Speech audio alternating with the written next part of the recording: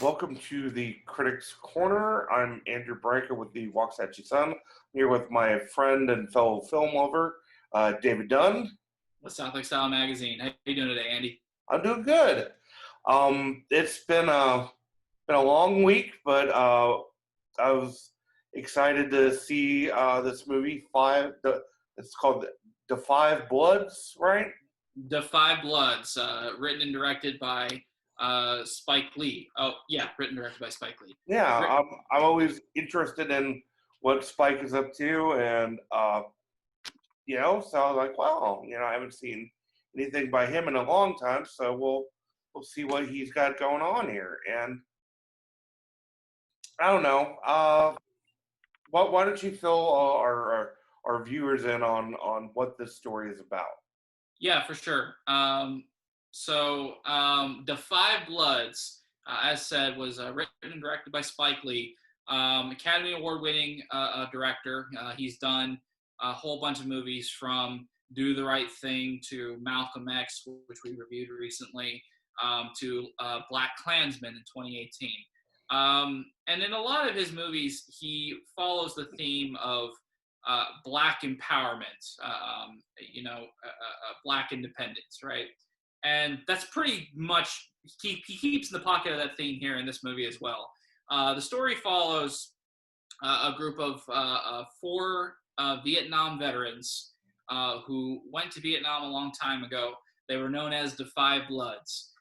They've returned to Vietnam to find buried treasure that they hid away during their time in Vietnam, and to recover the remains of one of their fallen bloods, one of their fallen brethren. And yeah, it's interesting, Andy, because this movie came out on Netflix. Really, it kind of showed up out of nowhere.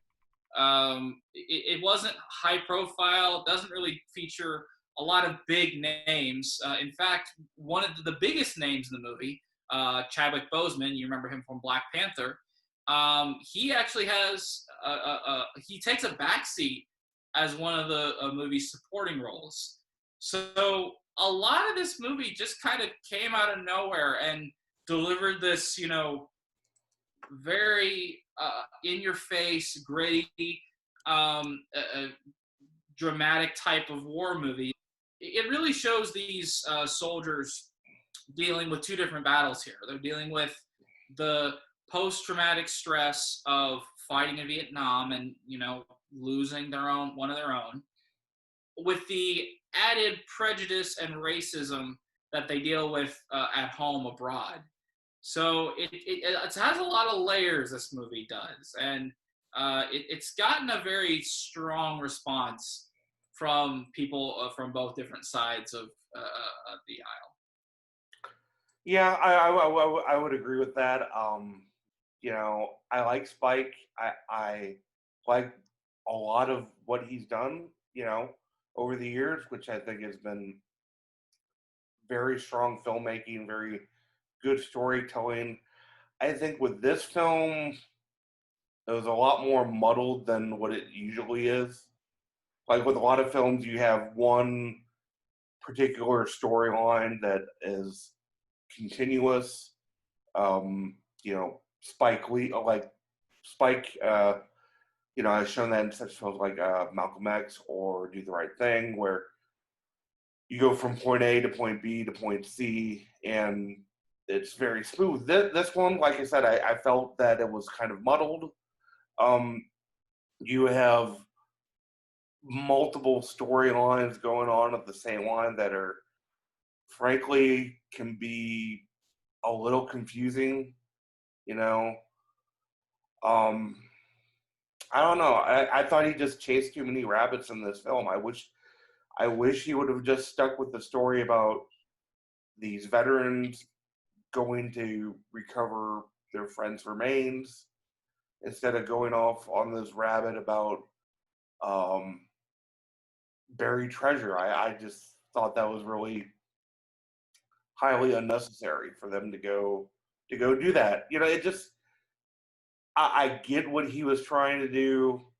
I get it, and I get the political aspects he's trying to put in it for today, but I just think the film would have had more of a powerful effect if he would just settle on one subject instead of bouncing around from subject to subject. So I disagree with you, Andy. I think the movie does follow one subject, and it does follow one idea, and that is, the trauma these veterans go through. What I think the movie juggles is that trauma comes from several different places. It comes from obviously their time fighting in the war. It comes from the racism they deal with back at home. It comes with some of the ramifications, the consequences of what they left behind in Vietnam. I don't want to get into spoilers. And also with the treasure hunt. I agree it could potentially be distracting, but I feel like the movie uses that specifically to talk on the issue of reparations. When United States history has built up so much of its wealth due to Black enslavement, where does that conversation come in? How do we navigate that? What does that look like in today's age? This movie looks at that. I will agree it juggles a lot of themes, but I do want to get to why you think it's confusing. Like, what kind of detached you from this narrative? Well, personally, I put it here. It just seems like he doesn't just spend enough time on one thing to another, and that just, I don't know, it personally really kind of disengaged me from the overall thing he was trying to do. There's movies that I've watched in theaters that are like this that I personally like to call clock watchers, which is how many times do I look at my wristwatch or my cell phone during this movie? And frankly, I looked at my cell phone saying, God, when is this going to be over? Quite a bit. And yeah, I get what he was trying to do. I understand the message he was trying to promote. And, I applaud him for that. But I think because of everything he was trying to include, it's like you have this suitcase and you want to pack everything into it. So you're just cramming it full and the zippers hanging onto the metal tangs for dear life here as you're trying to shut it. And that's kind of how I felt with this movie. I mean, it just had so much packed into it that it couldn't, it just all didn't fit. I do agree the movie is long-winded for sure. The runtime movie is a 2.5-hour movie. I did see that runtime. I was like, oh man, I'm probably gonna have to split up the viewing here. I don't agree with it being too packed. I watched this movie, and first 30 minutes, I'm like, okay, it's interesting setup. It takes a lot of time to set up, but it sets it up well. Next hour in, you get more wrapped in these characters and their backstory. Another hour in, you're like, okay, wow, things are really starting to heat up. And then it just takes you through this intertwining narrative, spiraling down this web of characters. I will agree that it's very ambitious and it is juggling a lot. I feel like this movie juggles those ideas and those characters and those emotions better than other movies have. I've seen some movies where they have a shorter runtime in this movie and do less in that runtime. So I don't think it's as much a question of length as much as what they do in the spacing of that length. I will say one actor, I thought his performance was just borderline on bad in this movie. I mean, it would be Leroy Lindo. He played Paul in the movie. I mean, I just thought I didn't care for it. I thought it was over the top. It was just distracting.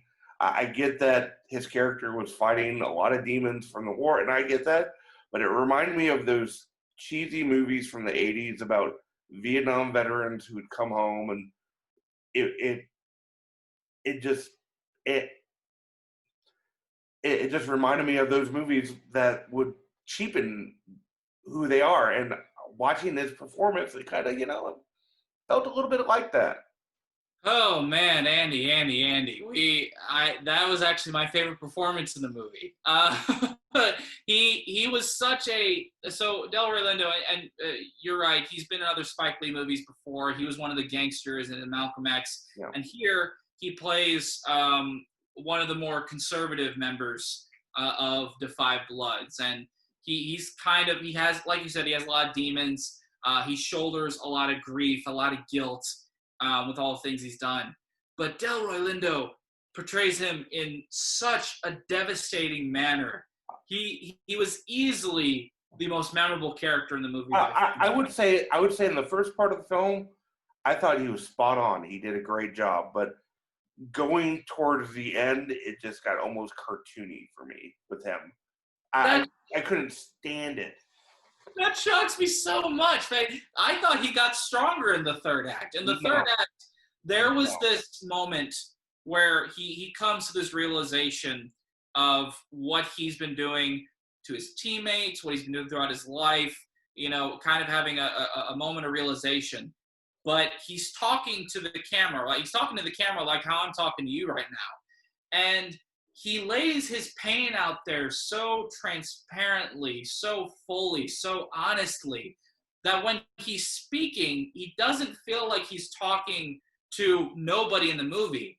He feels like it's talking to you. And when he's saying, oh, America hurt me, y'all forgot about me, y'all betrayed me, it feels like he's talking about you. It was such a great moment. I disagree.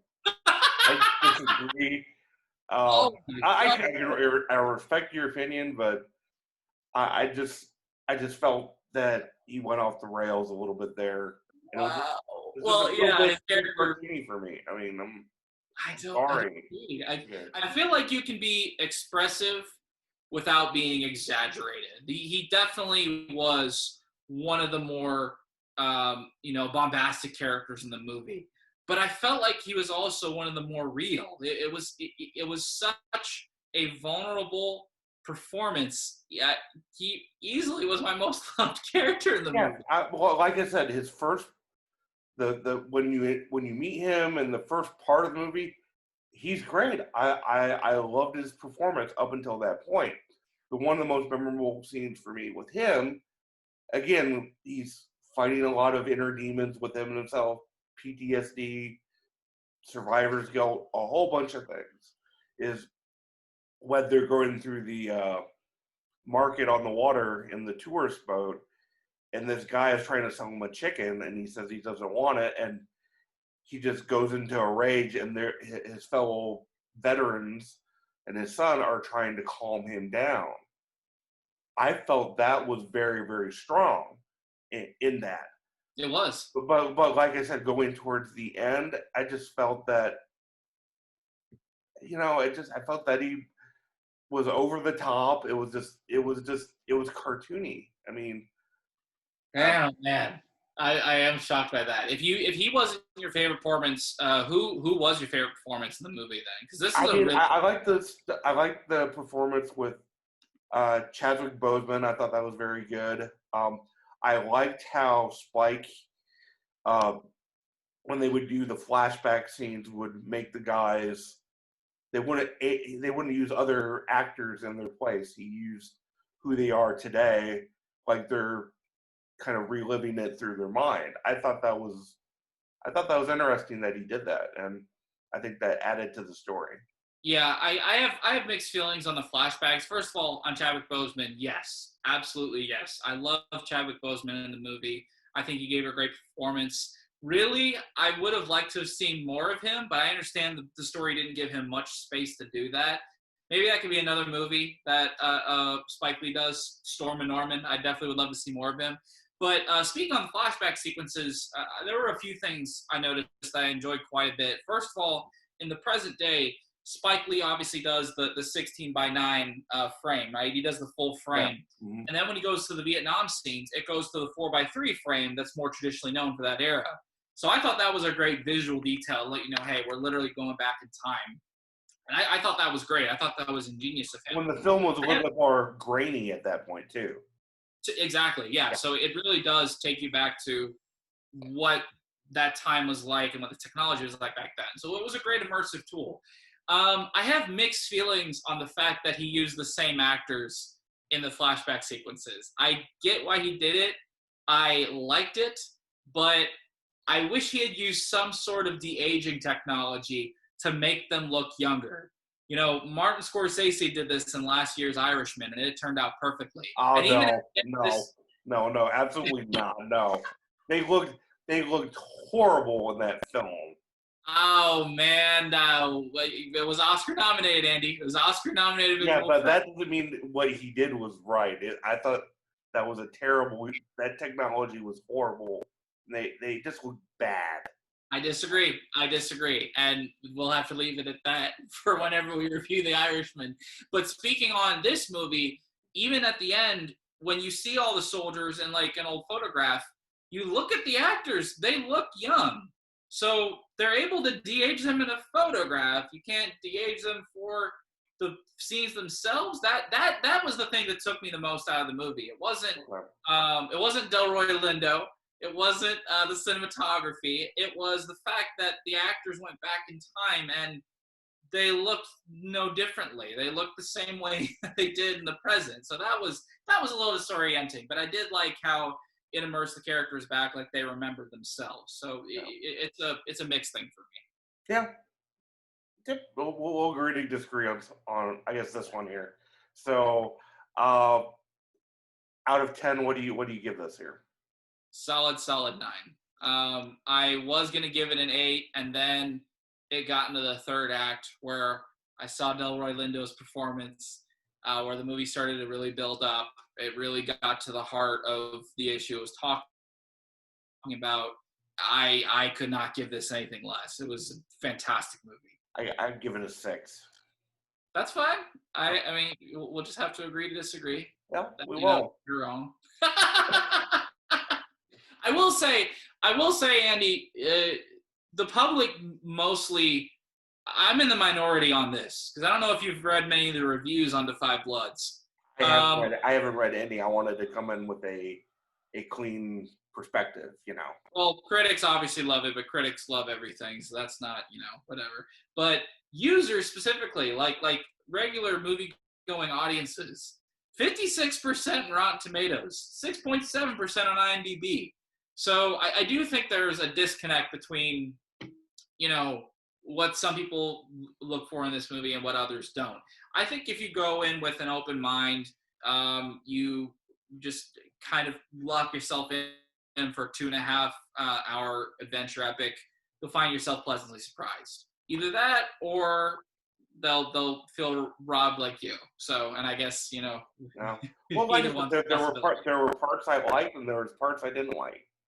I just, like I said, I wish he would have focused on one subject like he did with like Malcolm X, for example, and like with Malcolm X, he focused on X as a character and his life. I mean, I wish he would have done that maybe a little bit more, where it was just one subject instead of bouncing around. But that's just me. Yeah, true. And I feel like even in comparison, Malcolm X was a little long-winded. Like, that didn't need to be a 3-hour movie. I feel like The Five Bloods, by comparison, firmly rests at its 2.5-hour runtime. Either way, regardless of however you and I feel, I think we can agree we need to see Chadwick Boseman come back as Storm and Norman. I think so. I want to write Spike Lee now saying, hey, man, I need my Storm and Norman movie. Give it to me right now. I think that'd be interesting to see, just to get a little bit more of that, because I thought he was great. Exactly. So, well, that's going to do it for today's edition of the Critics Corner. So if you have any questions, thoughts, criticisms, suggestions of films that you want us to see, just give us a shout here. Reach me through email at andrew@waxahachiesun.com. And you can reach me at david@southlakestyle.com. Okay, that should do it. So we'll see you guys again next week here on the channel. See y'all later. Bye.